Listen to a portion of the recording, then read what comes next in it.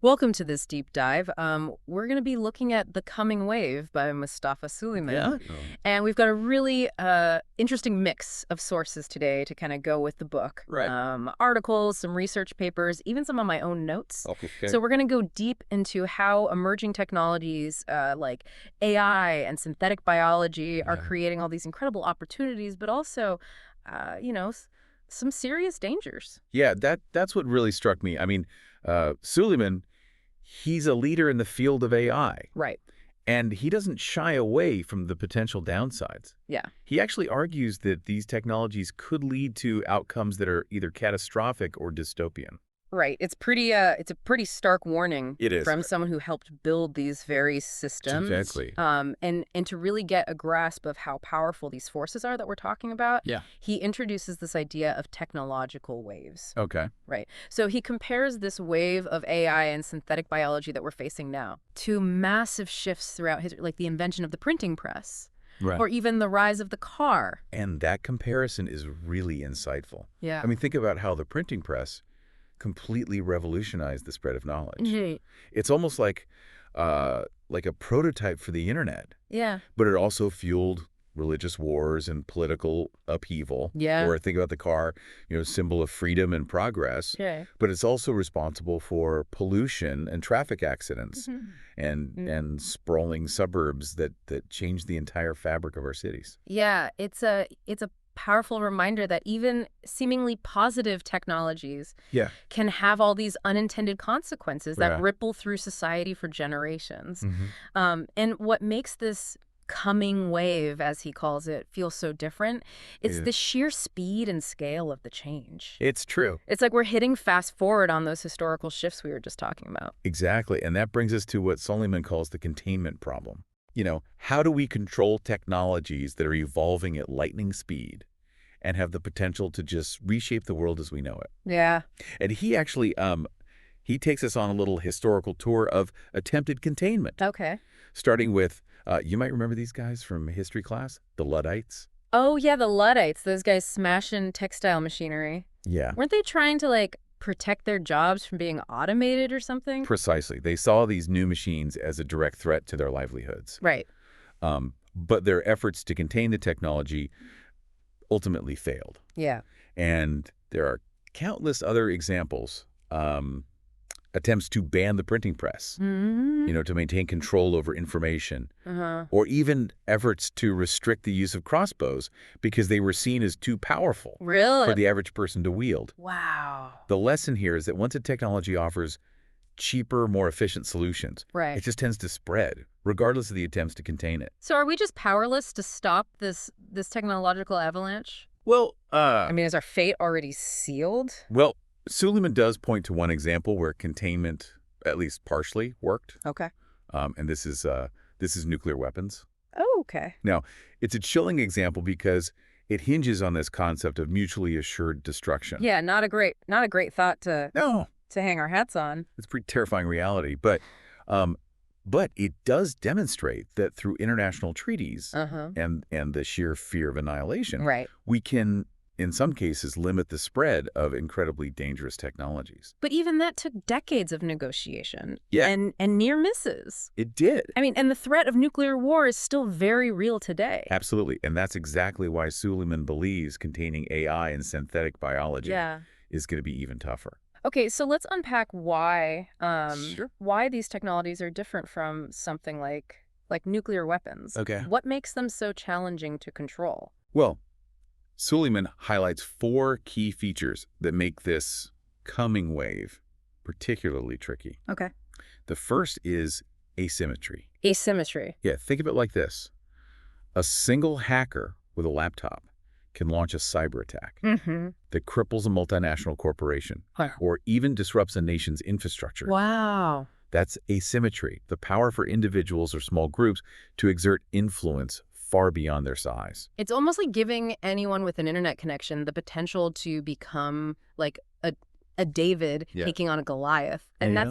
that can be both exciting and terrifying depending on whose hands that power falls into. Exactly. Right. Then there's hyper-evolution, Okay. the breakneck speed at which these technologies are developing. Right. I mean, think about how quickly we've gone from clunky cell phones Yeah. to smartphones that can recognize our faces and translate languages in real time, Yeah. trying to regulate that pace of change. Right. It's like trying to hit a moving target while it's constantly accelerating and changing direction. It's making me dizzy just thinking about it. Yeah, it's tough. And as if that wasn't enough, there's the omni-use problem. Right. These technologies aren't limited to just one specific area. Oh, right. AI can be used for everything. Yeah. From diagnosing diseases to writing poetry to designing autonomous weapons. That's true. Synthetic biology can be used to create life-saving medicines or potentially dangerous pathogens. Right. It really is like a genie that can grant any wish. Yeah. You just don't know what people will wish for Right. or what the unintended consequences might be. And then on top of all of that, there's the issue of autonomy. We're Right. talking about these increasingly independent systems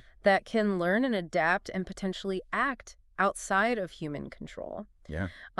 Self-driving cars are a good example. Yeah. They're designed to make decisions on the road Right. without any direct human intervention. But what happens when those systems encounter like unexpected situations or even malfunction? That's right. And the same concerns would apply to autonomous weapons or AI systems that can design new biological organisms. Right. I mean, we're essentially handing over some degree of control to machines. We are. And that's a huge gamble. It is a gamble. Okay.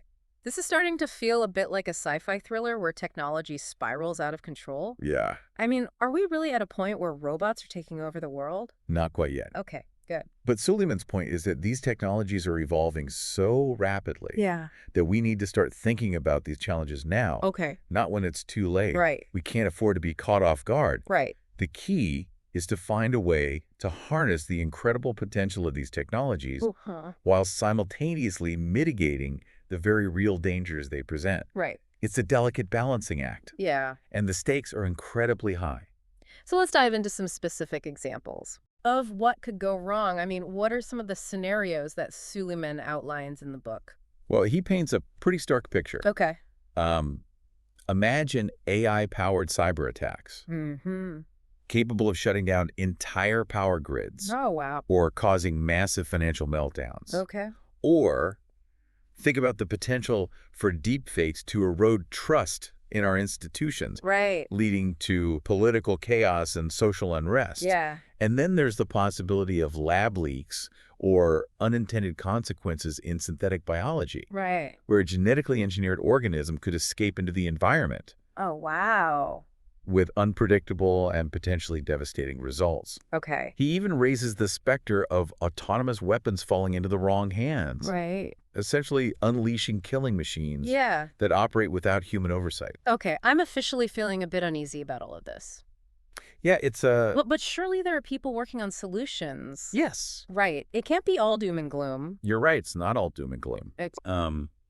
Suleiman doesn't just leave us with a sense of impending doom. Okay. Good. He actually lays out potential strategies for containment, Okay. which he calls a new grand bargain for governing these powerful forces. A new grand bargain. Interesting. Yeah. And that's exactly what we'll be exploring in the next part of our deep dive. Sounds good. Okay, so before we went to the notes, you sent over, we were getting a little too deep into the potential problems of AI and synthetic biology. Yeah, it can. But thankfully, Suleiman doesn't just leave us hanging there. No, he doesn't. He actually offers up a path forward with what he calls a new grand bargain Right. to govern these really powerful forces.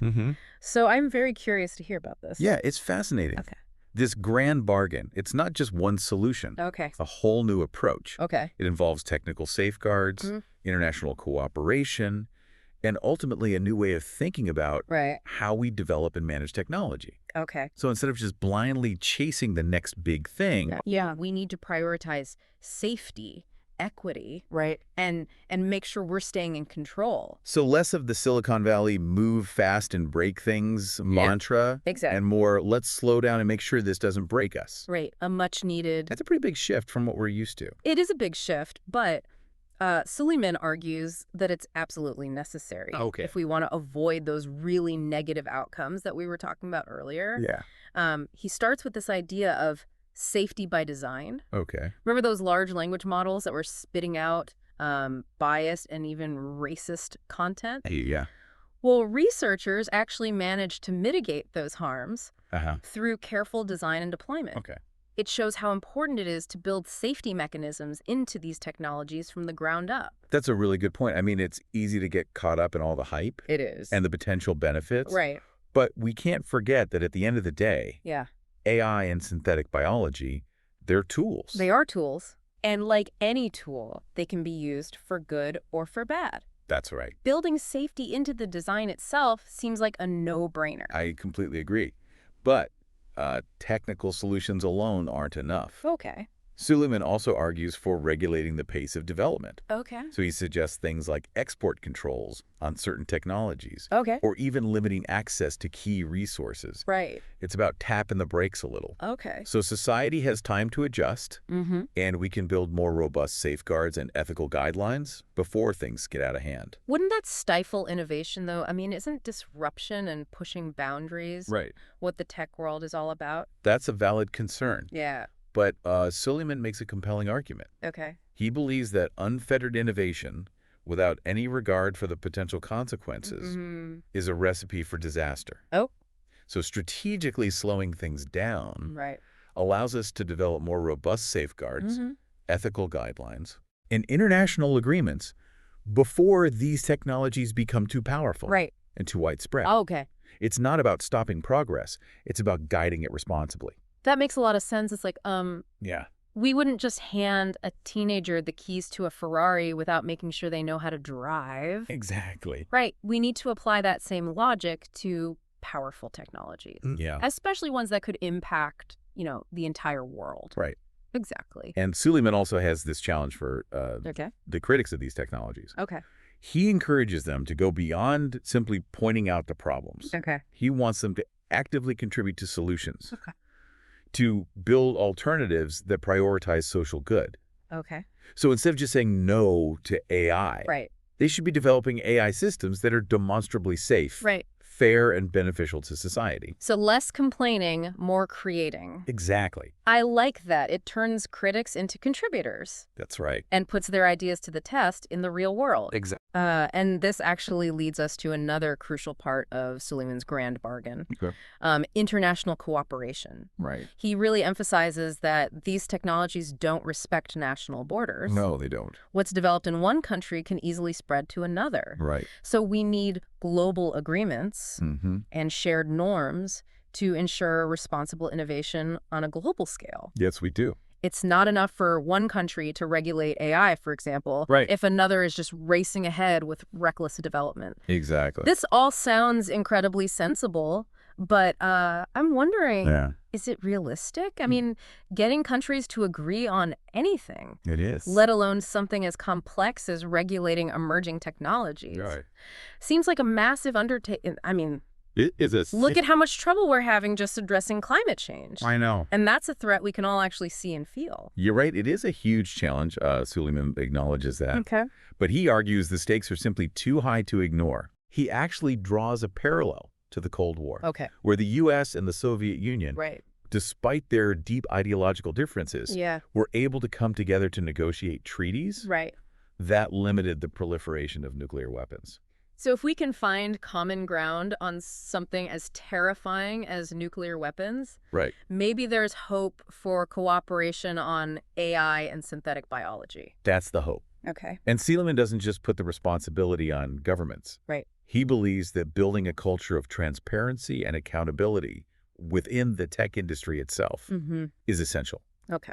This means encouraging open dialogue about the risks and benefits, sharing best practices for safety and security, Right. and creating mechanisms for whistleblowing and ethical oversight. So it's like creating a system of checks and balances within the tech world itself. Exactly. And finally, he emphasizes public engagement and education. Okay. We need an informed citizenry who understand the issues and can hold both governments and tech companies accountable. So this isn't just about brilliant minds in labs figuring it all out. No. It's about all of us understanding the potential impact of these technologies Right. and actively participating in the conversation about how to govern them. That's precisely it. Okay. Suleiman believes the future of technology isn't predetermined. Mm-hmm. It's a choice we make collectively. Right. And he's urging us to choose wisely. That's definitely a call to action. It is. But before we get carried away with the grand bargain, Yeah. I'm curious to hear about real-world examples. Okay. Is any of this actually being put into practice?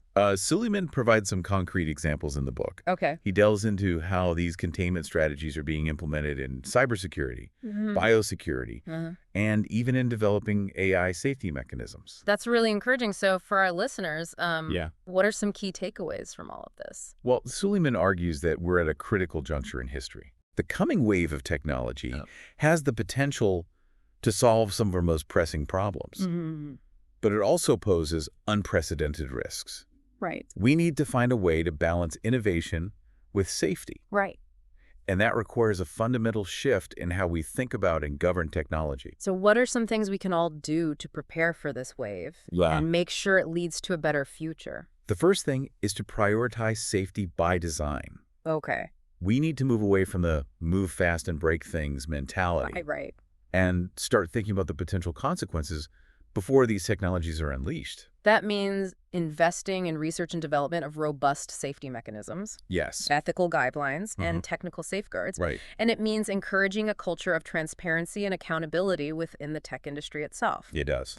Second, we need to regulate the pace of development. Okay. This isn't about banning AI or halting progress in synthetic biology. Right. It's about strategically slowing things down. Oh. Using tools like export controls or limiting access to key resources to give society time to adapt. Right. It's about finding that balance between fostering innovation and making sure we don't lose control. Exactly. Third, we need to challenge critics to become contributors. That's right. Encourage them to move beyond just highlighting problems and to actively build alternative solutions that prioritize social good. We need to support the development of AI systems that are demonstrably safe, fair, and beneficial, and explore alternative approaches to tech development that prioritize human well-being and environmental sustainability. Exactly. It's about creating a more diverse and ethical tech ecosystem. It is. Fourth, international cooperation is key. It is. These technologies don't respect national borders. Right. So we need global agreements and shared norms for responsible innovation. We do. We need to work together to develop shared ethical guidelines, safety standards, and regulatory frameworks. And we need to address the concerns of countries that are lagging behind and ensure that the benefits of these technologies are shared equitably. Yes. This ensures that technological development is driven by democratic values. It does. And serves the interests of all of humanity, Right. not just a select few. Exactly. And finally, public engagement is crucial. It is. We need to educate people about the potential benefits and risks of these technologies, foster open dialogue about how to govern them, and create mechanisms for public input and oversight. Exactly. Okay, that's a lot to process. That is a lot. But before we wrap up, Yeah. is there anything else from the book that you think our listeners should know? Yes. When we return in part 3, Okay. we'll be discussing some of the deeper questions raised by Suleiman's book, Okay. particularly those concerning the future of the nation state Okay. in the face of all these technological disruptions. All right, so we're back for the final part of our deep dive into the coming wave. We've talked about the technological waves of the past and the challenges of containing these new technologies. Right. And even some potential solutions, but there's one big question we haven't fully addressed yet. What does all of this mean for the future of nations? That's a crucial question. Yeah. And one that Suleiman really explores in depth. Okay. He argues that nation-states are already under pressure Yeah. from things like globalization and inequality. Right. And this coming wave of technology could just amplify those pressures to a breaking point. It's interesting because we've talked about how AI and synthetic biology could empower individuals and small groups. Right. But what happens to the traditional power structures Exactly. when the playing field is kind of leveled like that? That's where things get really interesting. Yeah. Suleiman doesn't say that nation-states will disappear entirely, but he does highlight some really serious vulnerabilities they face. Okay. in light of these technologies. One major concern is the increasing threat of cyber attacks. We touched on that earlier, but it's worth revisiting. Yeah. Because it's not just about like data breaches or ransomware anymore. Right. We're talking about AI-powered cyber weapons that could cripple critical infrastructure or disrupt financial markets. Yeah. Or even just sow chaos and instability on a national scale. You're absolutely right. Yeah. And what makes it even more challenging is that these attacks, they wouldn't require huge armies or expensive hardware. Right. A small group of individuals with the right skills and resources could inflict significant damage. So it's almost like the barrier to entry for waging war is getting lower and lower. Precisely. And it's not just external threats that nations need to worry about. Yeah. Suleiman also talks about the problem of misinformation. Right. And how it can erode trust in institutions and even undermine democracy. Yeah, I mean... We've already seen how deepfakes and social media manipulation can distort reality and create division. But imagine those tactics amplified by AI. Right. We could see a future where it's nearly impossible to distinguish truth from fiction. That's a very real concern. Yeah.